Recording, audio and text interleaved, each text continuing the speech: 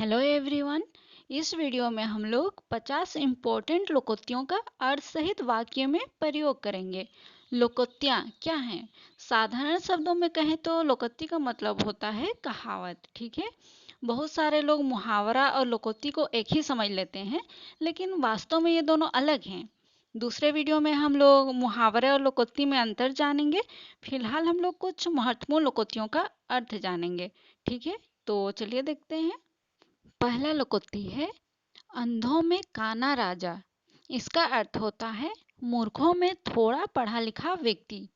इसका हम लोग वाक्य प्रयोग इस प्रकार से कर सकते हैं।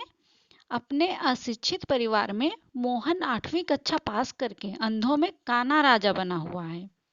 दूसरा है अकेला चना भार नहीं फोड़ सकता। इसका अर्थ होता है अकेला आदमी बिना दूसरों के सहयोग के कोई बड़ा कार्य नहीं कर सकता। इसका वाक्य प्रयोग देखते हैं। इतने बड़े पत्थर को यहाँ से तुम नहीं हटा पाओगे, क्योंकि अकेला चना भार नहीं फोड़ सकता। अगला है अधजल गगरी छलकत जाए। इसका अर्थ होता है जिसके पास ज्ञान कम होता है वह दिखावा अधिक करता है। इसका वाक्य प्रयोग देखते हैं। रमेश 10वीं पास करके ऐसे बात करता है जैसे बहुत बड़ा विद्यमान हो। अगला है आप पछताए क्या हो जब चिड़िया चुग गई खेत। ठीक है, तो इसका अर्थ होता है समय निकल जाने के बाद पछताना व्यर्थ है। इसका वाक्य प्रयोग है रमेश साल भर बिल्कुल भी नहीं पढ़ा जिसके कारण परीक्षा में फेल हो गया। अब पछताए होत क्या जब चिड़िया चुग गई खेत।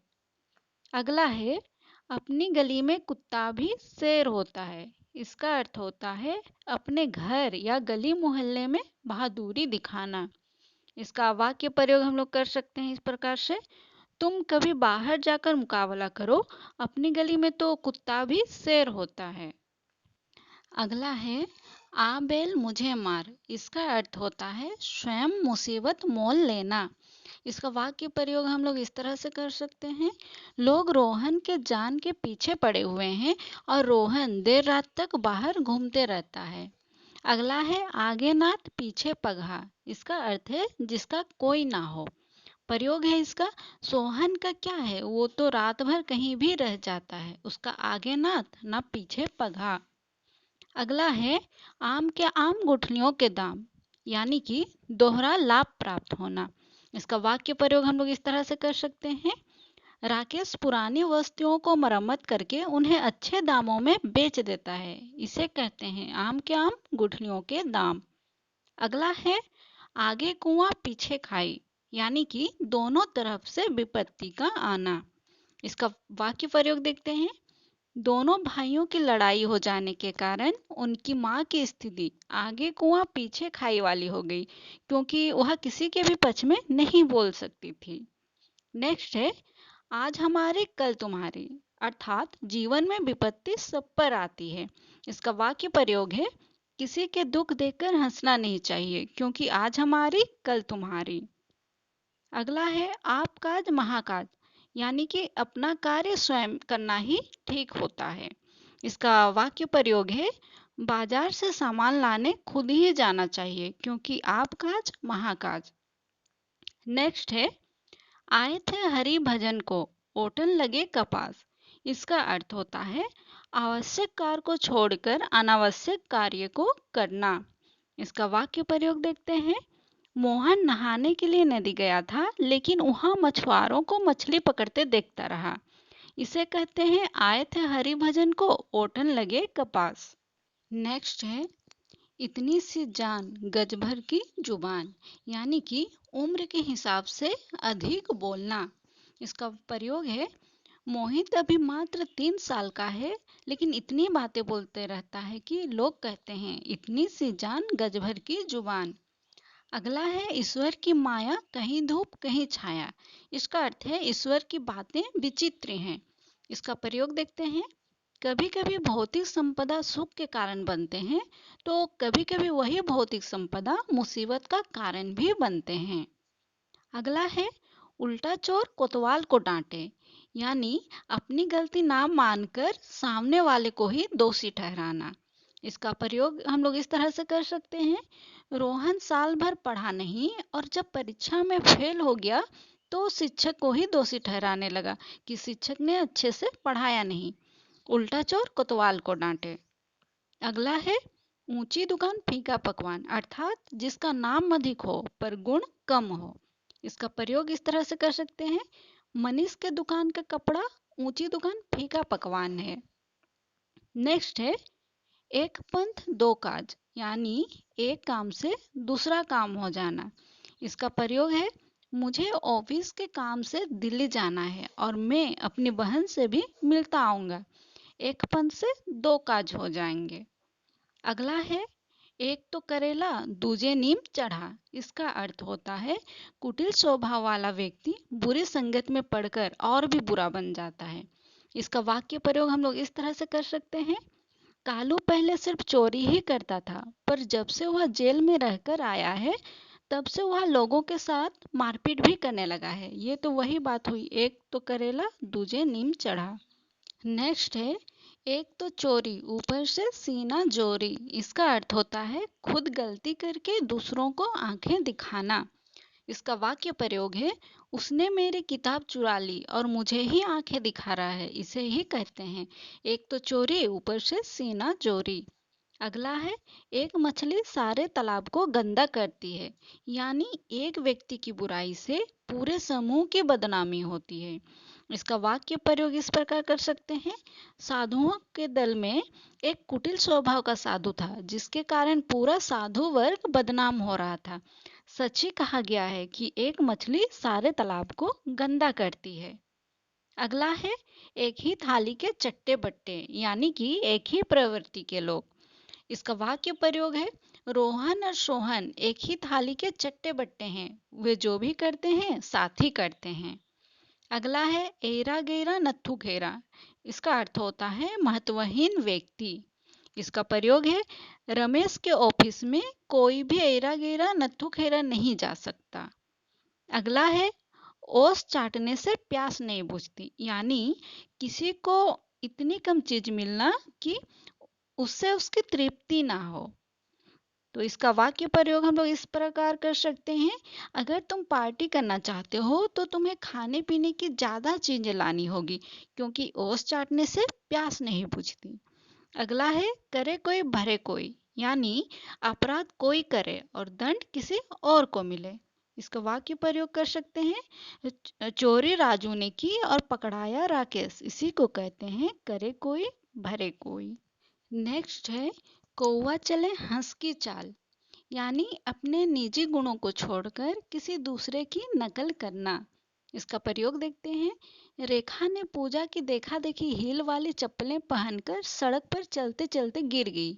यह देखकर लोग कहने लगे कौवा चले हंस की चाल।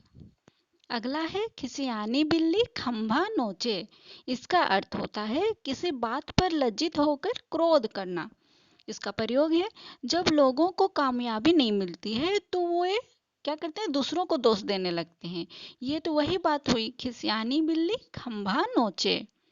अगला है खरबूजे को देखकर खरबूजा रंग बदलता है। इसका अर्थ होता है दूसरों को देखकर वैसे ही कार्य करना। इसका प्रयोग देखते हैं, राम को पढ़ता देख उसका भाई भी पढ़ाई करने लगा। इसी को कहते हैं खरबूजे को देखकर खरबूजा रंग बदलता है।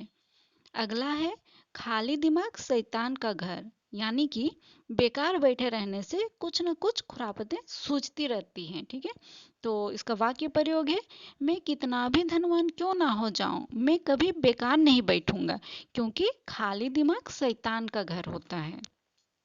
नेक्स्ट है खग जाने खग की ही भाषा। इसका अर्थ होता है एक वर्ग के लोग ही एक दूसरे को समझ सकते हैं। इसका वाक्य प्रयोग देखते हैं, अपराधी अपराधी की प्रवृत्ति जानते हैं। सच ही कहा गया है खग जाने खग ही की भाषा। अगला है चोर चोर मौसेरा भाई, यानी एक व्यवसाय या स्वभाव वालों में जल्दी मेल हो जाती है। इसका वाक्य प्रयोग है मोहन और पंकज एक दूसरे को जानते नहीं थे, लेकिन दोनों का व्यवसाय एक सा होने के कारण दोनों में दोस्ती हो गई। सच ही कहा है चोर चोर मौसेरा भाई होते हैं।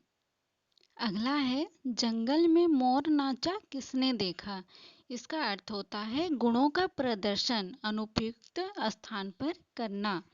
इसका वाक्य प्रयोग है, रितेश बहुत अच्छी चित्रकारी करता है पर गांव में रहने के कारण उसके इस गुण को कोई भी नहीं जानता। इसे ही कहते हैं जंगल में मोर नाचा किसने देखा। अगला है, जिस थाली में खाना उसी में छेद करना, यानी जिसके आश्रय में रहना उसी को हानि पहुंचाना। इसका वाक्य प्रयोग इस प्रकार है, पूजा जिस थाली में खा रही है उसी में छेद कर रही है। नेक्स्ट है, जिसकी बिल्ली उसी से म्याऊं, अर्थात जब किसी के द्वारा पाला पोसा गया व्यक्ति उसी को आंखें दिखाए। इसका वाक्य प्रयोग है, राकेश बहुत सालों से रामू को अपने घर में रखकर उसे पाला पोसा, अब वही राकेश को धमकी देता है। इसी को कहते हैं जिसकी बिल्ली उसी से म्याऊं। अगला है, जैसा देश वैसा भेष, अर्थात परिस्थिति के अनुसार अपने आप को ढाल लेना। इसका वाक्य प्रयोग है, रोहन विदेश जाकर वहाँ के रीति रिवाज और पहनावा को अपना लिया। लोग ठीक ही कहते हैं, जैसा देश वैसा भेष। अगला है, ढाक के तीन पात, इसका अर्थ होता है परिणाम कुछ भी नहीं निकलना और बात वही के वही रहना। इसका वाक्य प्रयोग है, पिता ने अपने बेटे को बहुत समझाया कि सिगरेट पीना छोड़ दे, पर परिणाम ढाक के वही तीन पात और एक दिन उसके मुंह में कैंसर हो गया। अगला है, दूर के ढोल सुहावने होते हैं, अर्थात दूर के व्यक्ति अथवा वस्तुएं अच्छी प्रतीत होती हैं। इसका वाक्य प्रयोग हम लोग कर सकते हैं, मोहन के पास ज्यादा पैसे नहीं है, गांव का सबसे बड़ा आदमी है, तो क्या हुआ, दूर के ढोल सुहावने होते हैं।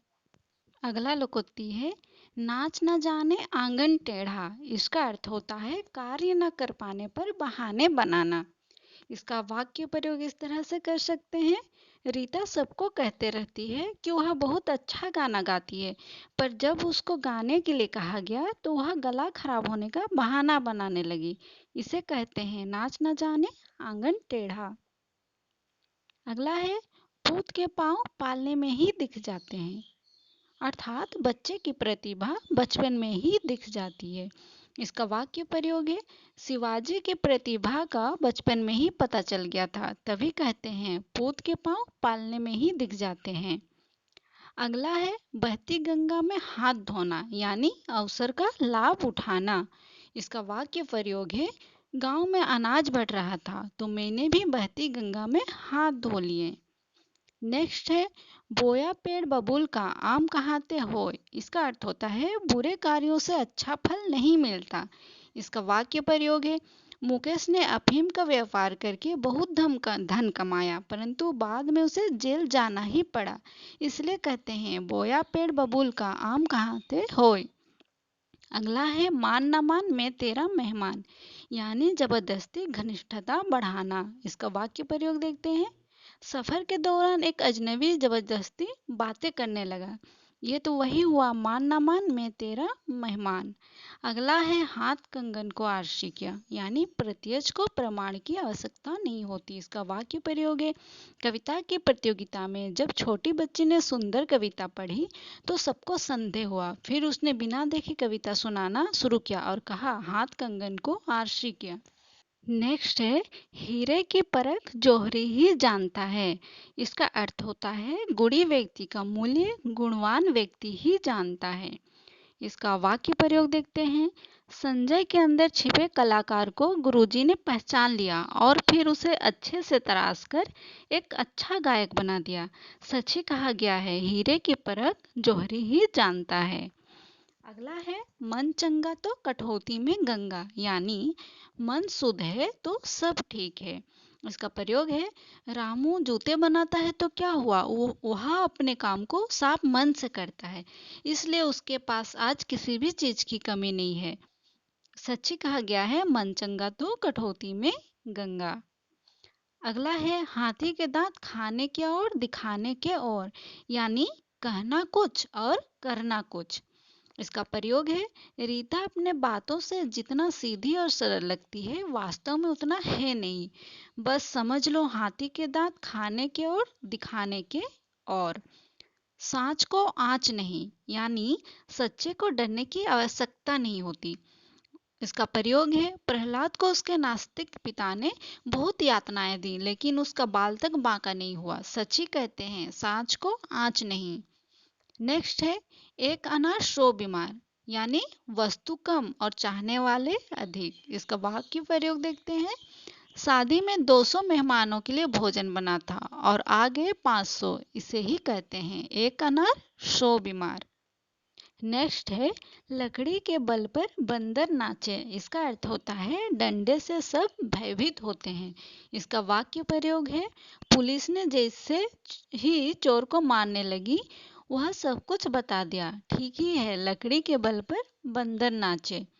अगला है, शेर को सवा शेर, यानी बहुत बुद्धिमान या बलवान को उससे भी अधिक बुद्धिमान या बलवान व्यक्ति का मिल जाना। इसका वाक्य प्रयोग है, अखाड़े में रमेश के सामने प्रतिद्वंदी महेश को देखकर लोग कहने लगे शेर को सवा शेर मिल गया। अगला है, होनहार बीरवान के होत चिकने पात। इसका अर्थ होता है होनहार व्यक्तियों के लक्षण बचपन में ही दिखाई दे जाती है। इसका वाक्य प्रयोग है, रवि इतना चंचल और बुद्धिमान है कि बड़ा होकर जरूर एक विद्वान व्यक्ति बनेगा। तो हमारी 50 लोकोक्तियाँ कंप्लीट होती हैं। अगर आप लोगों को ये वीडियो अच्छी लगी हो तो वीडियो को लाइक करें, कमेंट करें, शेयर करें। अगर आप हमारे चैनल पे नए हैं तो चैनल को सब्सक्राइब कर दें।